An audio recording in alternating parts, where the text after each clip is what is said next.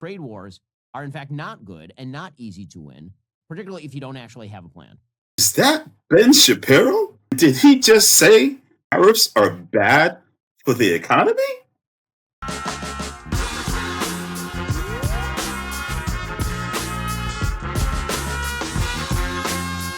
This is the Be Savage podcast. Let's go. President Trump declared that it was, in fact, Liberation Day. His giant tariff policy that he just dropped on the market unilaterally, probably unconstitutionally. Trump's reciprocal tariffs impose hundreds of billions of dollars in new taxes on Americans, be the largest tax increase since the Revenue Act of 1968. One of the biggest tax increases on American consumers in the history of America. And it's going to cost American consumers. It will cost American producers who use inputs from other countries. The Dow Jones Industrial Average plummeted immediately more than 1,000 points. The S&P 500 plummeted more than 3%. The NASDAQ plummeted almost 4.5%. There are real-world implications for this sort of stuff. Trade wars are, in fact, not good and not easy to win, particularly if you don't actually have a plan. It is predicated on a bad idea of how international trade works.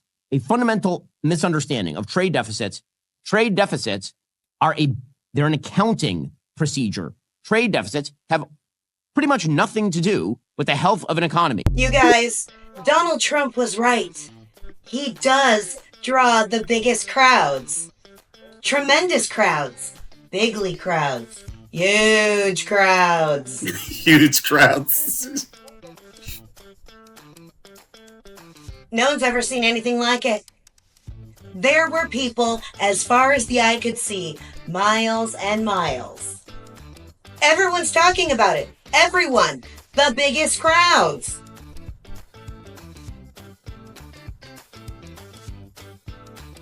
Bigger than Obama. Way bigger. People are saying it. It was like Woodstock, but for winners.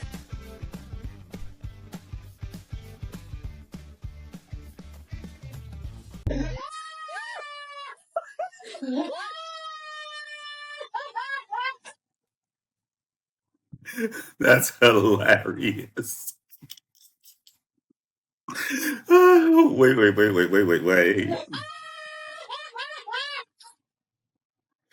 It's hilarious because it's true. That's all I'm saying. If you're a Christian and you believe it, yeah, that's hilarious. Dave Portnoy crash out on the internet over someone he voted for is hilarious. So you're a big Trump guy. Well, actually, you're a big Trump guy. You support him. Yeah. How do you think he's doing so far in his... He's doing exactly what he's elected to do. So everyone whining, what's he doing this? Well, he got elected and said what he was going to do. And it's the gaslighting that the left is doing with Kamala Harris, making it sound like she's some great, groundbreaking candidate. She is the worst candidate to ever run for president ever. Hold on a second. She's one of 3 women to ever run for president. Literally got the closest than any of the other women. There's 2 people voting in this election. Either you're voting for Donald Trump, you like Donald Trump, or you hate Donald Trump and you're voting against him. But Kamala Harris, let's stop it. A few moments later. I almost tweeted out, Dave, how much you down right now and today? 7 million. I'm down $7 million bucks. Damn. In stocks and crypto. And it's tariff city. Trump has put his tariffs all over the place. I've been trying to understand them. I don't. Like, it's more a trade deficit tariff to me. Like, hey, we get this much shit from you and you get this much from us. Let's even that up. Let's get some wacky formula and do tariffs. And everything's in the shitter because of it. You're a victim. Here we go, CSI. Let me get this straight, dumbass. You have a fully reloaded shotgun. Those of you out there who don't know, Dave Portnoy is the guy who owns Barstool Sports. I just found this out recently because I'm not a big fan of the channel or what he used to do, which was basically do one bite reviews for pizzas. And then he also, I believe he signed Gilly and the other guy on that podcast that I watch from time to time. Either way, he's a multimillionaire. He actually grew this business he cultivated his business over years to the point where he sold it for about $600 million. And the company he sold it to actually sold it back to him for $1 or less than the $600 million because they wrote it off because they were trying to get a deal, I believe, with Disney. If I'm wrong on that, just let me know in the comments. But I believe they had a deal with Disney, and Disney didn't want to be associated with his brand. So the company that bought his company from him sold it back to him for $1, and they wrote off the other 500, 999, da da da da da. But yeah, Dave Portnoy also is a huge Trumpster, huge Trump fan, and now he is upset because the chickens have come home to roost. Funnily enough, he's upset that he lost $7 million, as anyone would be. But when you have that type of money, you know, you sold it or you bought it for 606 or 600 million. If you bought it for 600 million or you sold it for 600 million, that's about, you know, you're in the top 1% bracket. So, you know, half of that you get. 300 million abouts is still a lot of fucking money.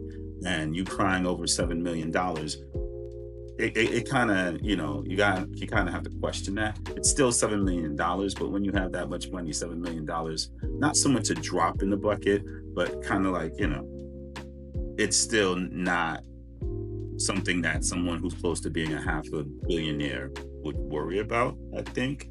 But who knows? But the point is, he's a big fan of Trump, and now he's finding out. He's fucked around now. He's finding out that Trump isn't all that he said to be. Now, this is a crazy thing. I actually had to re-record this because my original video, like the sound, I don't know what happened. The sound wasn't there. So by the time I'm reshooting this video, Trump implemented his tariff, I guess, grift, and then turned around and said, oh, psych, I was playing with y'all. I'm not really doing the whole tariff thing. I am, but, you know, I'm going to put a pause on it. And within that 3 to 4 days that he implemented the tariffs, you know, he said he was going to do it for a week or so. The stock market tanked, and then he turned around and said, psych, I was playing around. Gonna put a pause on that for a little bit. And the stock market like flew up by like, I believe 2,000 points. And now it's gotten to the point where Democratic Congress people are up in arms and are calling out this action by Trump for what it is, which is market manipulation. You know, supposedly there's a whole bunch of Republicans and probably Democrats too, who went and bought on the dip. And one of them being Marjorie Taylor Greene, allegedly. She bought on the dip, and now she has a shit ton of money, allegedly.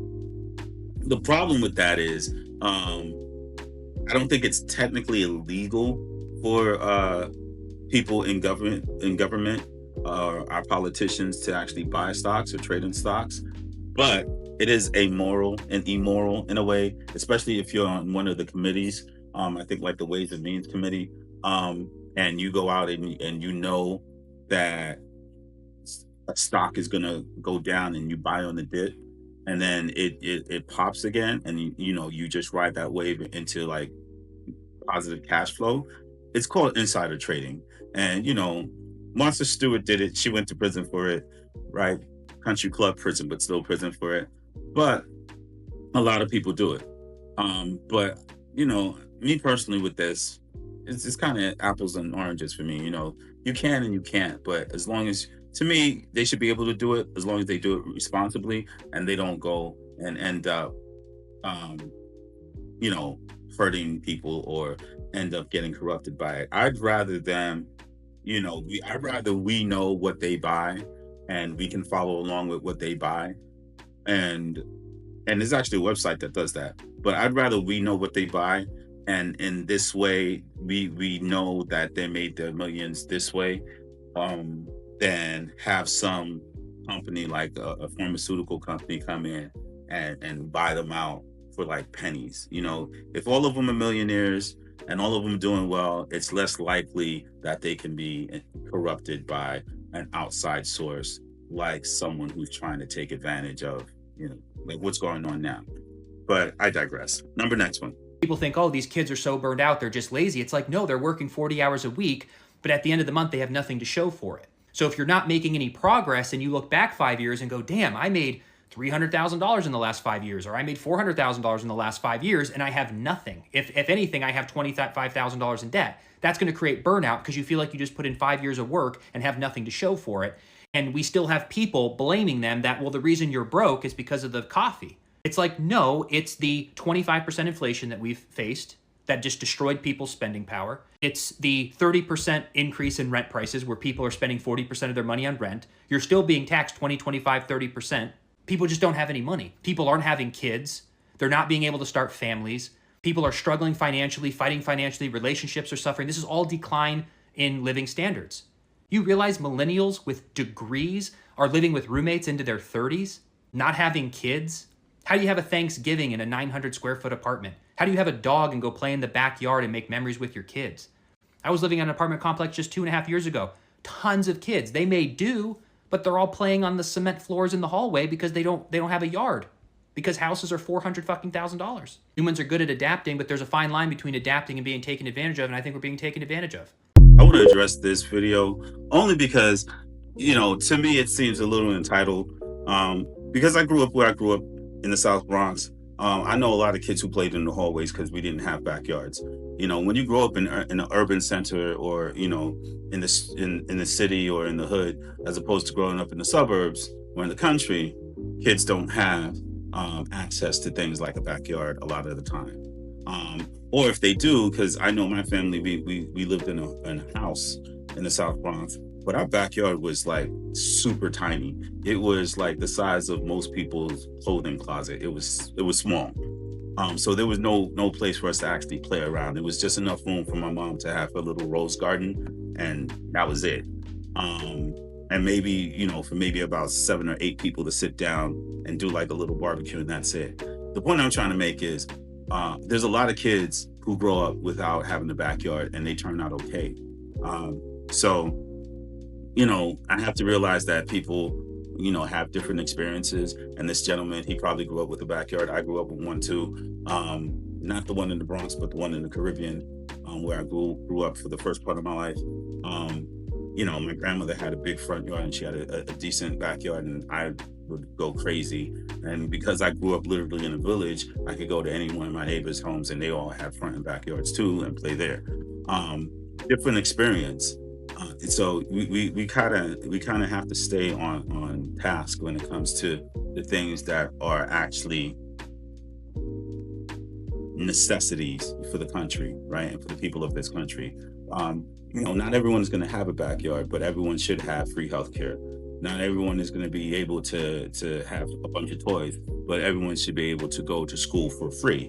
Not everyone is going to have everything, but most Americans, or the majority of Americans, should have the basic necessities of a developed country. You people want to talk about China, but when you compare the United States to China, China has the basic necessities for its people, right? They may have the government monitoring them all the time. To me, that's no different than the United States, right? At least in China, the vast majority of the people have free healthcare. The vast majority of the people go to school for free or for damn near nothing. $800 a year to go to school, to go to university. Find me the college you can do that in the United States, please. Because most people, you can't find that. Anyway, next one. Since the blackout, every single comment of mine has been getting flagged, and I've had to do a repeal, and they're not crazy bad comments either. Have y'all been getting these notifications too on your comments? I kind of wanted to address that with my mutuals because I am on TikTok. I'm not a big creator or anything like that, but that has happened to me as well. And literally, not for cussing, not for trying to insult anyone, literally just having a comment that was opposite of someone else, and I'm getting flagged. I literally got flagged and I got a report for a violation for having up the percentage sign, and I didn't even put up the percentage sign. I know the first time it was like a spell check issue, but the second and third time I got it, it was just like I didn't even put that down anywhere on any of my comments. Like, what? Something is definitely going on. So any of my mutuals, if you see this video, you see this clip, please let me know in the comments if you have the same issue, because I think that's kind of crazy. Is TikTok glitching, or are they messing with TikTok to mess up our communications with each other because they don't want people sharing information in the United States about what's really going on in this country. Anyway, next one. Scientists have resurrected direwolves. What? Direwolves are a 10,000-year-old species from 72,000 years ago. Okay, so how does that help society? Because now that we can split genes and clone animals, the same organization wants to clone woolly mammoths by 2028. Did we not learn from Jurassic Park? The scientists that resurrected direwolves said there is a danger that they could accidentally create super I don't want to wolves. hear about no scientists bringing animals from the dead right now. Well, it's too late because the direwolves are back and now the world is at peace. Nobody knows what a direwolf is. Many people are saying animals are extinct for a reason. We shouldn't bring them back. Don't you think that's cool? The concept is cool. I don't think we want to be bringing dead species Yes, back we to do. life. What good does that do for anybody? We can bring back endangered species from the dead. So we're God now. Did you not see the video of the direwolf howling online? Next, we need to bring back saber-tooth. How about we bring back cheap groceries? How about we bring back affordable housing? Why do we resurrect? First, we should resurrect your life because it's clear you don't have one anymore. Why are you so dismissive of direwolves? Because nobody cares about this. It's too late. Super Wolves 2025. Doesn't matter. These wolves have the ability to destroy the entire world. We need to keep doing it. We're gonna die. Are we gonna die? Yo, I love this creator. He kind of found a niche with where he could kind of report the news, but in a way that's like funny and hilarious. Sometimes scary, but by the time you get to the end, you're always laughing because it's always this disembodied voice that he's talking to that's just an ass. So kudos to him for figuring out something that works for him. But yeah, this whole story with the direwolves thing, bro. Like, you know, I'm a big fan of Game of Thrones, the series, not the books. And in Game of Thrones, if you know this about the Game of Thrones, you know the different families. You have the Lannisters, you have the Starks, right? And all the Stark kids got their own wolf, right? All of them, including Jon Snow, who wasn't really a Stark, he was someone else, but and he was an adopted Stark kid, but whatever, right? And direwolves are basically like a regular wolf on crack, right? on like steroids, right? Because they're supposed to be like super huge, like probably like half the size of like a bus or something like that, or the quarter size of a bus, but they're huge, right? And regular wolves are big. If you see like a real wolf is huge, and you know they're like big. So the fact that they're bringing back these species, you know, the first thing that did jump into my mind is Jurassic Park. And I'm a big fan of the series. You know, they have like 6 or 7 movies, plus like a cartoon show that I've watched with my kids. And now they're coming out with like another, I think, continuation of the series after the Jurassic World trilogy with Scarlett Johansson and Mahershala Ali, you know, the guy who's supposed to be playing Blade, but they can't find a fucking script or get their shit together to actually make a really cool new Blade film. Yeah, get on that one, guys. Disney, Mr. Fahey, get on that, please. We need that Blade film. But anyway, next one. Do you know why ICE is wearing bandanas, hats, and sunglasses instead of uniforms, badges, and showing their faces? It's really simple. Because the church, the government, is about to start deploying their Department of White Supremacists to do martial law and go around doing that to people like you and me. So that on a Tuesday, when your cousin, brother, sister, anyone, coworker is snatched, grabbed, kidnapped, and their rights are stripped, their phones are taken, and no one knows where they went, it's normalized. That's why. This is exactly like World War II and the Holocaust. This is the exact same thing. And if you're not sure about that, all you have to do is take the Project 2025 document and drop it into ChatGPT. Ask it how it affects you. Anyone that goes along with this, I'm sorry, your soul's already caught on fire. You got to get scared that people who are not criminals are getting like lassoed up and deported and sent to like El Salvador prisons. This is kind of crazy that could be possible. That's horrific, and that's bad for the cause. Like, the cause is let's get the gang members out. Everybody agrees, but let's not innocent gay hairdressers get lumped up with the gangs, and then like how long before that guy can get out? Can we figure out how to get him out? Is there any plan in place to alert the authorities that they've made a horrible mistake? Terrifying because it's so true. I just had a thought recently that ISIS is the United States' version of the Gestapo. If we didn't know better, we would think that it was like some type of written script from a TV series or a movie or, some Netflix show. When you get people like Ben Shapiro and Nick Fuentes and Candace Owen, and now recently Rogan came out and he's talking about Trump's, just snatching up people for talking. Like, if you're doing this to the people who are the naturalized citizens, the only people that are next are the American citizens, right? You're already taking American citizens who are here, right, legally, and you're sending them to prison in El Salvador, right? So then it's only a step or two away from you doing it to people that you consider dissidents, right? People who are gonna voice their opinion about you loudly. But that's someone needs to stand up to this because this is madness, right? I keep telling people Trump is weak. JD Vance is weak. JD Vance today went and called the Chinese people peasants. Have you seen China? Clearly, he's never been to China, because if he had, he wouldn't think like that, because the technology in China is ridiculous. Like, we have weak people leading this country, and you got people thinking that these weak ass motherfuckers are strong. They not. Like, they need to stop. Anyway, next one. After yesterday, I personally think that the conversation about him not really winning the contest needs to get louder. Because y'all see it too, right? Y'all see now with your eyes what a lot of us have been talking about on this app since November 6th. None of the math adds up. None of the math has ever added up, even to this day. And even before yesterday, where we saw at least 5 million people out on the streets, and that does not count the millions of people who supported but stayed home, like myself and other people of color, because we knew what the retaliation would be. It's getting harder and harder to believe that he really won that contest. In fact, I am certain now he did not do it legitimately. If you don't believe me, if you think that I'm just out here spewing conspiracy theories, if you're somebody in the MAGA community that just thinks that I'm crazy, I have a challenge for you. Why don't y'all organize a protest with similar numbers to what we saw yesterday? Like, for real, I dare you to do it.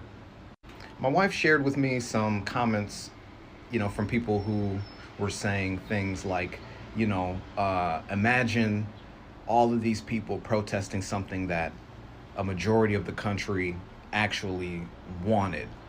Well then, if that's true, how come you guys have yet to gather in the same way? How come you guys have yet to gather with the same numbers that we see of people who oppose this administration? I haven't seen it once. Honestly, I haven't seen it at any point in time that he has been holding rallies, getting in front of people. When he won both times, we have never seen that type of collection of people in support of him. I guarantee he can't do it. I guarantee none of you can do it. And until y'all show me otherwise, which you won't, I am going to keep saying over and over again that he did not actually win that contest. I really need y'all to stop and just listen for a second, especially black people. So April 20th is significant for a couple of things. One is Jesus' birthday, the resurrection. 2, it's 420. Yay for me. 3, it's also the day Trump will invoke the Insurrection Act of 1807. Now, if you don't know what the Insurrection Act is, let me tell you what it is. It's an act that was passed in 1807 that gives the president the right to deploy American troops on American soil against Americans, with no checks and balances from the governors or the mayors of those cities. See, while we were crying about Trump getting in office on January 20th, he was in the back signing an executive order. Now, this executive order wanted to declare a state of emergency at the border, the southern border, which gave the Department of Defense and the Department of Homeland Security 90 days to get their shit together and to report back to Trump to let him know if it was okay to invoke the Insurrection Act. Now, let's think about it like this. You got JD Vance, who would do anything for Trump. You got Pete Hegseth, Baby, that's a hot mess. And all the other minions Trump has put in place to serve him. This act will go through. And if you're saying to yourself, man, this shit would never happen. Remember in 2020 when George Floyd was unalive and everybody took to the street? Trumpy wanted to invoke the Insurrection Act then, but he had everybody in office that told him no, he could not. You could not deploy the U.S. military on civilians. So instead,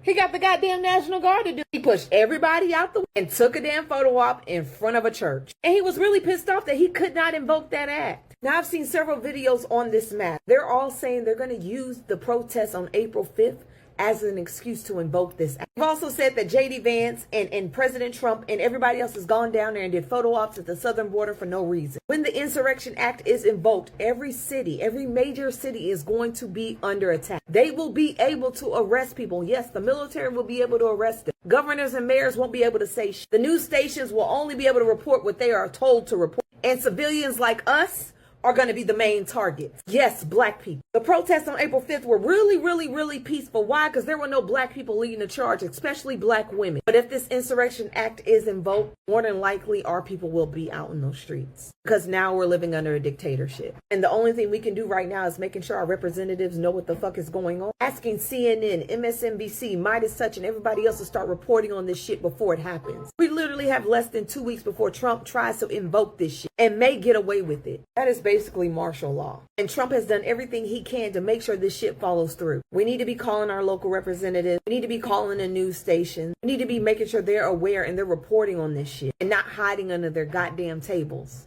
And black people, we need to prepare to keep our head on a swivel. Because we know if we're outside, we are going to be enemy number one. And last but not least, guess what April 20th is? It's also Hitler's birthday. Kind of ironic, ain't it? We've got God, we've got Hitler, hell, we've got 420, and we have a dictatorship on the way. Make America great again. You know what's funny about that clip is the fact that she mentioned several things that were like very important. The first being the fact that if this law gets implemented, it might give Trump carte blanche into picking and choosing who he wants to get arrested and thrown out, right?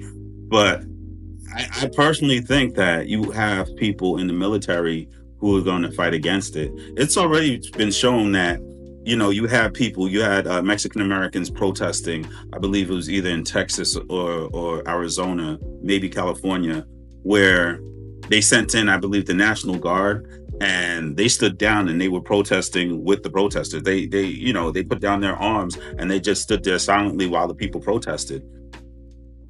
I don't think our military, regardless of what orders they get, I don't think they're going to go and turn against the American people, because then that would be civil war. And who really wants to die for someone like that, Donald Trump? I know you Trumpsters out there, you say it with your full chest, you're loud, proud, and wrong all the time, but do you really want to die for this man? If a civil war pops off, do you really want to go down with Daddy Trump? Or do you want to just go home with your family and be like, this is some bullshit, we need a new president, we need a new administration? Because at the end of the day, I don't think you guys want to smoke the way you guys talk about wanting to smoke. It's kind of like the guys who join the police department to be a bully until they have somebody stand up to them, and next thing you know, they're like, nah, I didn't really want this. I want to go home to my kids. Like that. The real police officers are the ones who are putting their lives on the line to help people out. But then you got those people who they like to hurt people, right? They like to bully people. And I think a lot of Trumpsters are that. They like to hurt people and they like to bully people, right? But I think there's another section of MAGA who's just like, you know what? I was just here for the shits and giggles, I'm a little racist, I'm a little bit of a dick. But at the end of the day, I don't want anyone to die over this shit. I may have wanted to have better than they have, but I personally don't want to die, and I don't want it to come to the point where someone else is going to die. And I think that's where it's going to head to. If Trump implements this, and civil war will be on the table now, and then because people are going to fight. There are going to be people out there who are just, and when I say fight, I'm talking about they're going to be people who are going to physically fight. So I think it's a bad idea for him to implement this. I think his tactics are it's like a typical bully, right? He has no real power except for the power of his mouth, right? And that's not real power. He doesn't have the power of strength. It comes from a real leader. Right? Real leaders have like power that lasts throughout the ages. Like, you speak of them, even after they're gone, you speak on them. So he's not Marcus Aurelius, he's not Caesar, he's not even Brutus, but he's definitely not any of those people. He's not Patton, he's not Eisenhower. He doesn't have that, like the true power, and he knows it. So he and his ilk, they have to resort to schemes in order to get that power. Because if it came to the point where he had to get into a fist fight, or he had to get into like a real fight, he's going to depend on the people around him that he convinced in their head that he's somebody in order for them to make the move, for him on his behalf. But who really wants to do that? Who really wants to be the first one to get knocked down? Nobody wants that on either side, right? So I think it's best for him and his administration to wake up, and to kind of like understand that you're pushing the boundaries and you're pushing the limits, and you can only push shit so far before people just say, you know what, I'm tired of the bullshit. And it's way more of us than there are of them. So it's like, eventually, like, either he's going to have to recognize, or it's going to be a bad day for everybody involved, because this is how revolutions start. It looks like, if he keeps going down this path, it's going to end up like A Tale of Two Cities or Les Mis. And if you're a fan of like French novels and plays, you know what I'm talking about. But anyway, have a day.